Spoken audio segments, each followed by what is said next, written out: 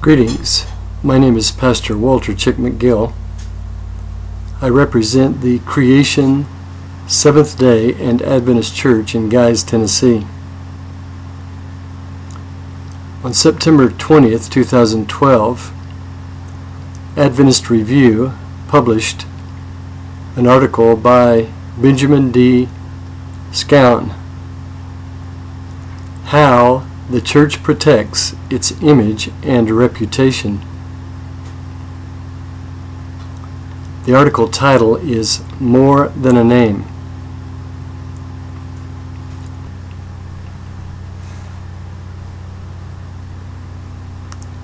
Mr. Schoun says, recently the case of Walter McGill received some exposure in the public press.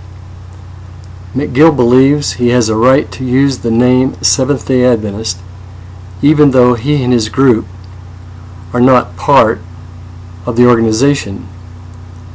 He further believes that the church is wrong to protect its name from being used by others who do not belong to it and who hold views different from those of the official church. My comment: I object to the accusation that McGill believes he has a right to use the name Seventh-day Adventist.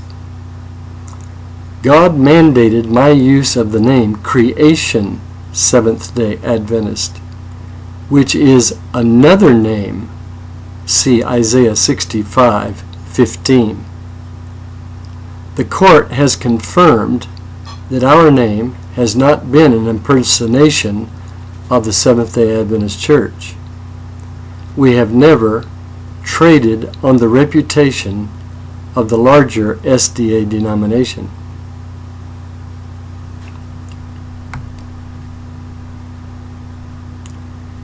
Mr. Schoun: that's why the name and logo of the Seventh-day Adventist Church are protected by trademark registration.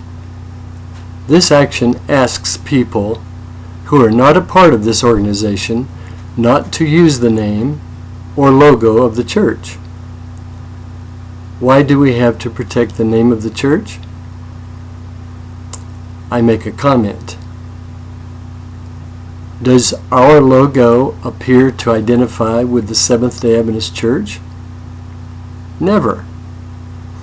Our logo is a yellow sphere with the Hebrew names of Yahweh and Yahshua,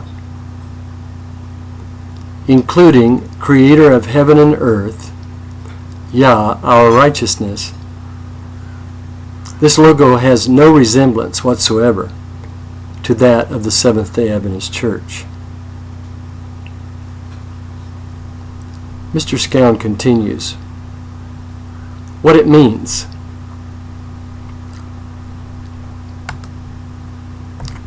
The business world pays a great deal of attention to the name of a company and its brand. Wrapped up in the name is the identity and reputation of the organization. By the name or brand, the public instantly recognizes the quality of a product and how much trust it can place in that business. The word Apple, for example, tells the story of a computer company in one word. It will not tolerate other computer companies using the name Apple for some other product of unknown quality or reputation.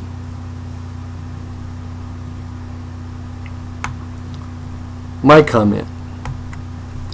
The author references the ideals of the business world, couching the Father's business in commercial trademark terms.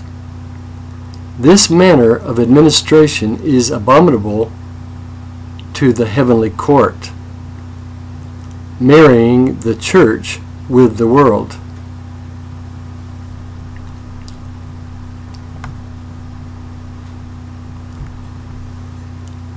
Mr. Schoun: all the more important is the identity and reputation that the church conveys to those who live in our communities, both local and worldwide. When people hear the name Seventh-day Adventist, We want them to have a positive image of the organization represented by that name. We want people to think of our worldwide healing ministry in our hospitals and clinics. We want people to recognize Adventists as Bible students who are faithful to the Scriptures. And of course, we want people to associate our name with the fact that we keep the seventh day of the week as God's holy day, or Sabbath, and that we believe in the second advent, the soon return of Jesus. Perhaps more than anything, when people hear the name Seventh-day Adventist, we hope they think of good neighbors, kind, helpful, loving people, who are an asset to our communities. My comment. I must assume, from what the author is advocating in the above paragraphs, the name Seventh-day Adventist should not reflect the reputation of a church that employs the state to deal with perceived non-Adventist heretics or fanatics. It is certainly antithetical for the SDA Church to sue other commandment-keeping Adventists in the worldly court system and then to coerce them with legal sanctions, including fines and incarcerations. It is noted that the author mentioned nothing about cultivating a reputation of religious liberty advocacy. Of course, when the denomination calls for restriction of liberty of religious practice for others and argues for the narrow application of the Religious Freedom Restoration Act, or RFRA, there can be no honest religious liberty reputation sustained.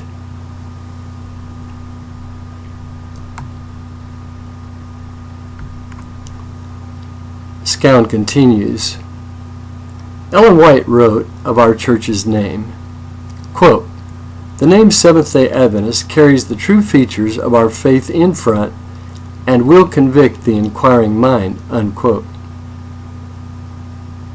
My comment.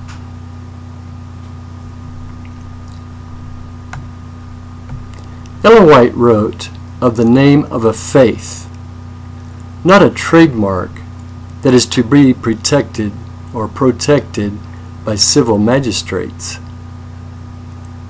Number one, she says, quote, "The Seventh-day Adventist faith will bless whenever it is brought into the character building," unquote. Two, she says, quote, "Do not on all occasions present the strongest proofs you know, for this would arouse a suspicion that you are trying merely to convert your hearer to the Seventh-day Adventist faith," unquote. 3. Quote, "They understood, accepted, and communicated the redemption that they had fully and freely received and distinctly experienced through Jesus Christ." This was two dear brethren in the Seventh-day Adventist faith. Number 4, quote, "I stand firm in the Adventist faith, for I have been warned in regard to the seducing sophistries that will seek for entrance among us as a people," unquote.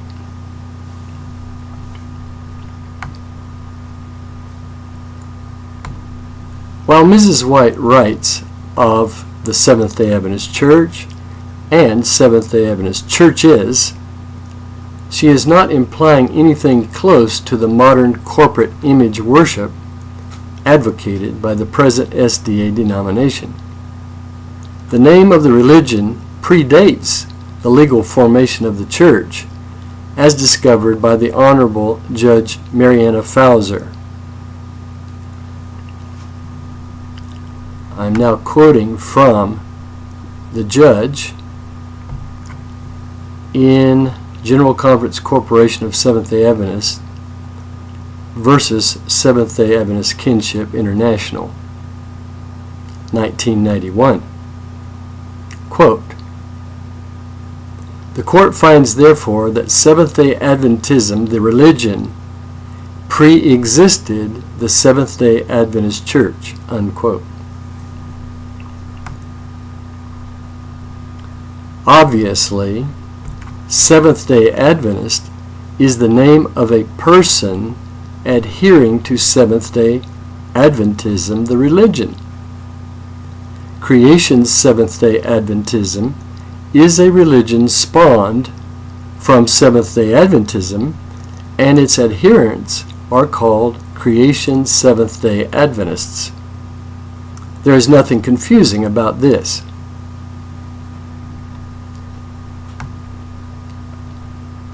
Mr. Schoun continues, God is to be recognized and honored by the people calling themselves Seventh-day Adventists. My comment: if this truth from the spirit of prophecy were recognized and honored by the General Conference administration, they would not restrict the name's usage. Instead of denying other commandment-keeping Adventists, they would seek to make that name a household name, recognized and honored among society at large.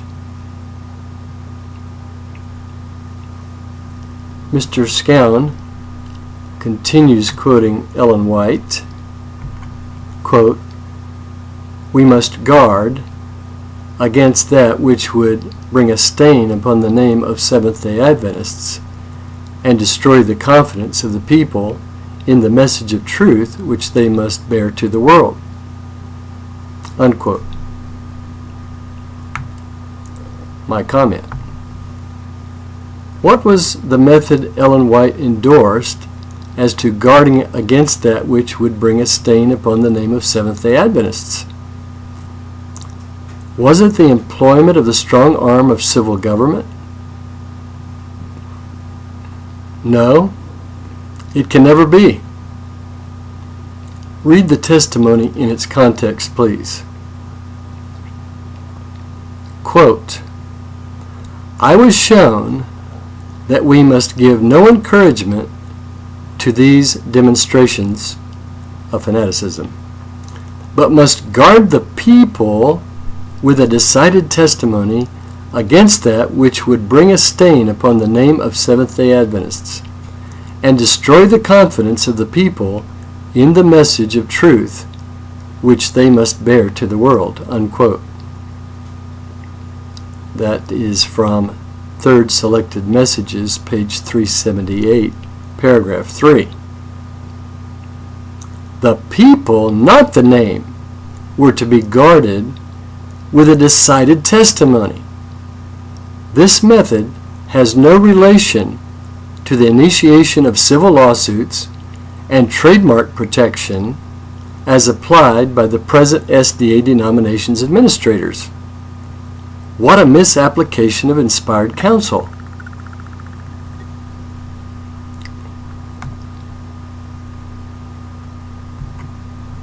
Mr. Schoun continues, why it's important. A few years ago, a group wanted to use the name Seventh-day Adventist, although they were not members.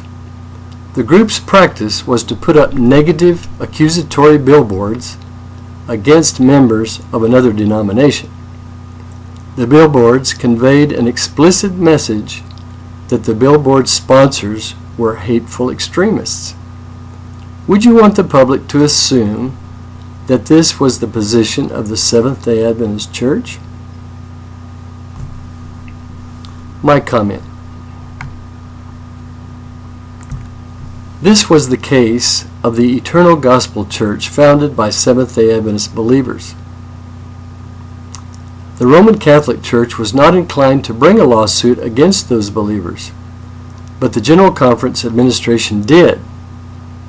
The lawsuit won by the General Conference did not stop the proliferation of unpalatable billboards. It was obvious that the Seventh-day Adventist believers were the source of those public messages. The name of the Seventh-day Adventist was neither guarded nor protected by the initiation and litigation of the civil suit against Pastor Rafael Perez and his congregation. Hundreds of thousands of dollars of sacred tithe were spent on the litigation for nothing. The guilty will not escape God's righteous judgment.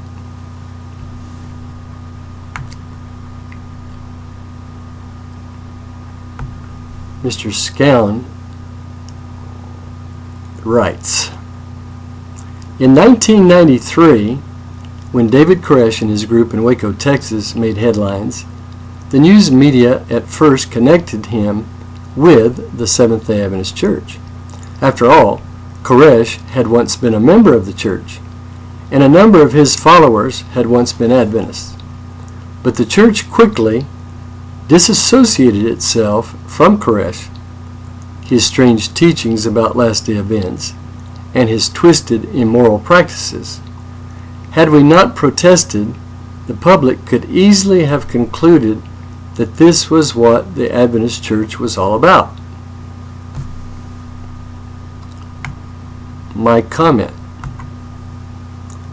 The SDA denomination spent $250,000 with media consultants in disassociating itself from the Branch Davidian Seventh-day Adventists led by David Koresh. This was also a misappropriation of sacred tithe. Rather than initiate a civil lawsuit in this case, the denomination's administration called in the FBI and other authorities to exterminate the false religion. One vocal Roman Catholic priest declared to the media this fiasco was, quote, the persecution of a church, unquote.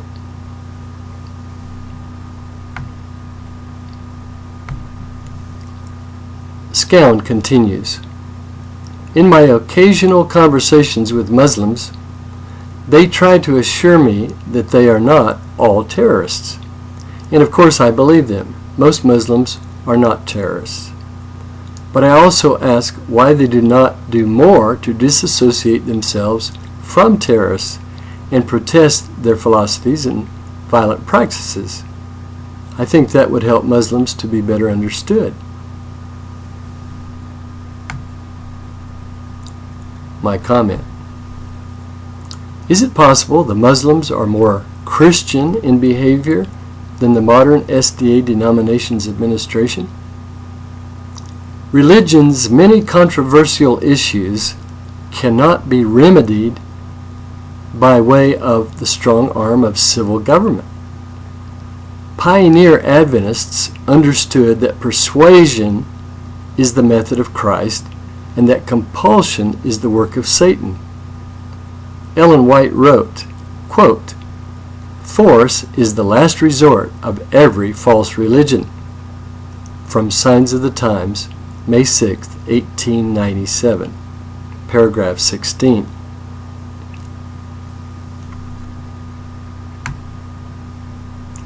Mr. Schoun writes, Ellen White observed this problem in her day. She wrote about religious fanatics. Quote, I was shown that almost every fanatic who has arisen, who wishes to hide his sentiments, that he may lead astray others, claims to belong to the Church of God, unquote. My comment. This statement from Spirit of Prophecy is misapplied by Mr. Schoun. Ellen White, in the quoted passage, is arguing for acceptance of the name Seventh-day Adventist above the use of the term Church of God. That does not present the true features of our faith in front. When this whole section is taken in its context, Ellen White's argument favors the current stand of creation Seventh-day Adventists regarding the taking of a name.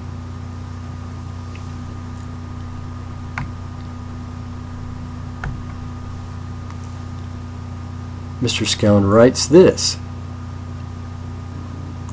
from Ellen White, quote, these persons had no love for union and harmony of action.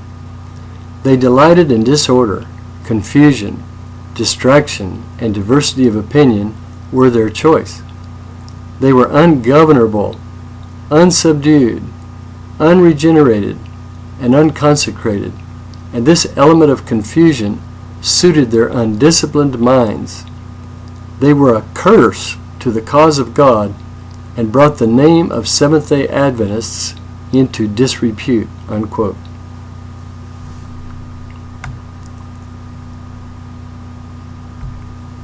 My comment.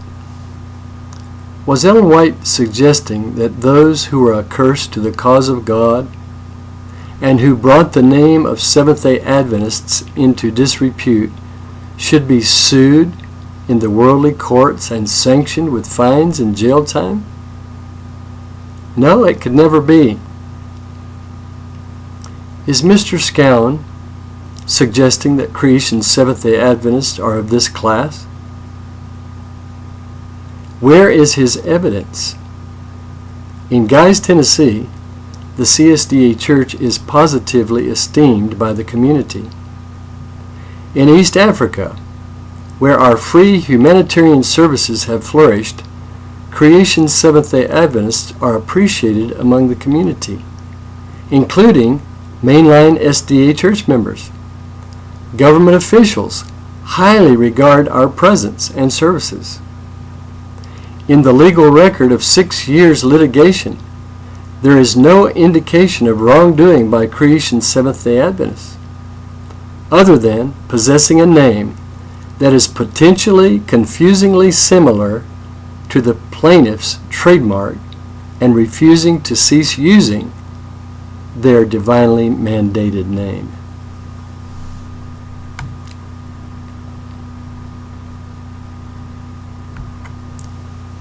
Mr. Schoun continues, why we're careful.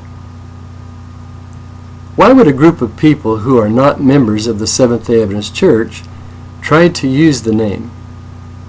Perhaps they seek to gain some credibility, or maybe they feel that because they share certain beliefs they should be able to use the name. But they're not Seventh-day Adventists. They believe and or practice things that Seventh-day Adventists do not agree with or support.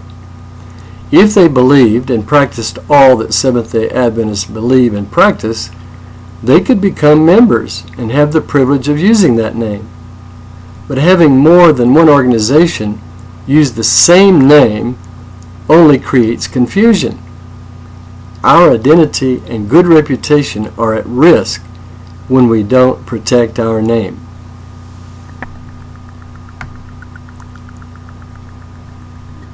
My comment. When reading words such as perhaps and maybe in the author's damage control efforts, I am led to question his motives.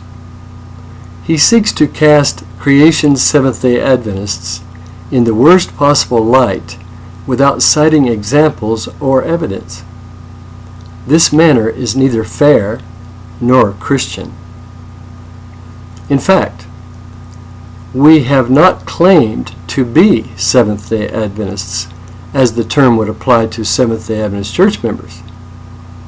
The court has sustained this fact, and it is chronicled in the legal record. As to confusion, the plaintiffs were unable to produce a single example of confusion between the two denominations in the course of about 20 years. Actually, having more than one organization with similar names makes sense to any whom love and support liberty of conscience. Those who hold Ellen White and the pioneers in high regard need a place of worship free from the doctrinal errors being perpetrated in the modern SDA organization. While Creation's Seventh-day Adventists would not have separated themselves from the mainline denomination over the Trinity error, it has been admitted by leaders in the denomination that most SDA founding pioneers would not be qualified to join the present-day Seventh-day Adventist Church. The following from Dr. George Knight serves to illustrate my point.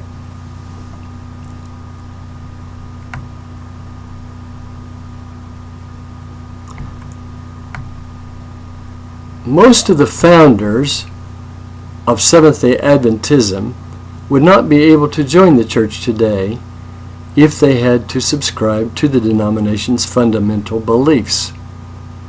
More specifically, most would not be able to agree to belief number 2, which deals with the doctrine of the Trinity. For Joseph Bates, the Trinity was an unscriptural doctrine. For James White, it was that old Trinitarian absurdity. And for M.E. Cornell, it was a fruit of the great apostasy, along with such false doctrines as Sunday keeping and the immortality of the soul.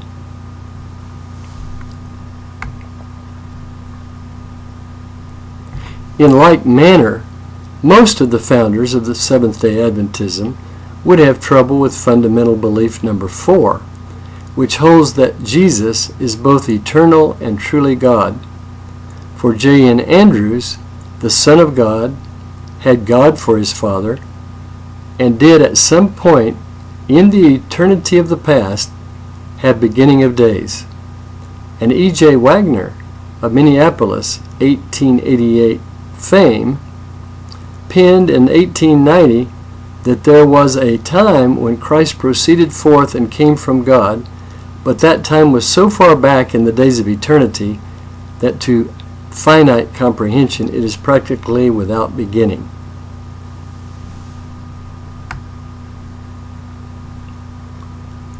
Neither could most of the leading Adventists have agreed with fundamental belief number 5, which implies the personhood of the Holy Spirit.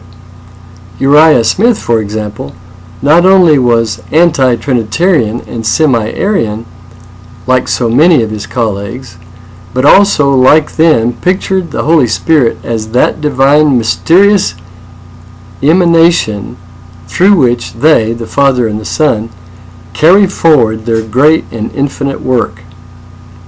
On another occasion, Smith pictured the Holy Spirit as a divine influence, not a person like the Father and the Son. Reference for that is Ministry Magazine, October 1993, page 10. So it makes perfect sense to have a Seventh-day Adventist Church of Trinitarians and a Creation Seventh-day Adventist Church of mainly non-Trinitarians. So what can be confusing about that?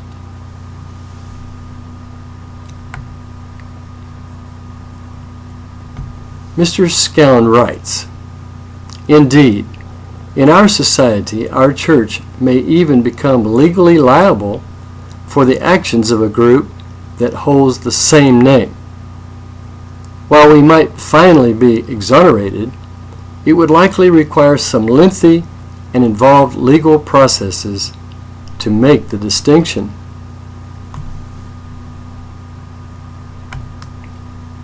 My comment: if strict honesty and integrity were maintained by the author, this paragraph would be unnecessary.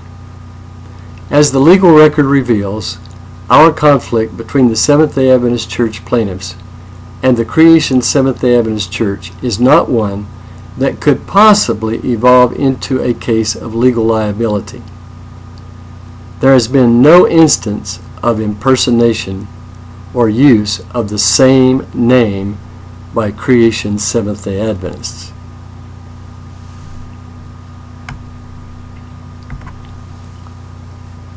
Mr. Schoun writes, "Furthermore, if we didn't trademark our name and logo, someone else might do so, meaning that we could no longer use our own name because others had obtained exclusive rights to it." My comment: this point may become a legitimate reason for registering the legal name of a corporation acting as a holding company for real property in our present society. However, registration alone affords adequate rights in the corporate name without the necessity of employing the strong arm of civil power to protect said name in strictly religious applications.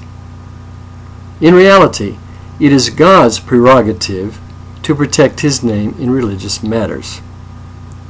The term Christian has been variously muddied and misrepresented throughout history, but God did not intervene except by raising up those individuals who would rightly represent the cause and bring glory to His name.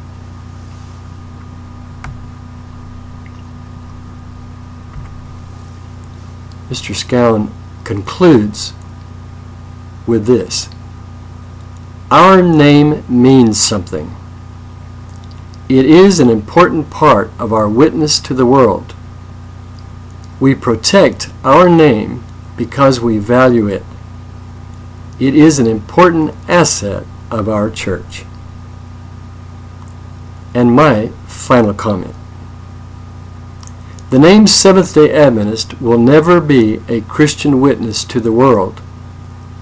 While the denomination employs the strong arm of civil government to protect a corporate image and commercial brand by way of secular trademark laws, the true church's only real asset is the character of Christ, which is borne out in lives of love and implicit obedience to the will of God.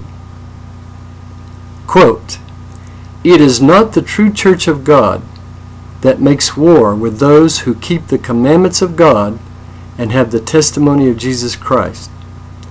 It is the people who make void the law, who place themselves on the side of the dragon and persecute those who vindicate God's precepts." Unquote. Taken from Ellen White, Signs of the Times, April 22, 1889, paragraph 7.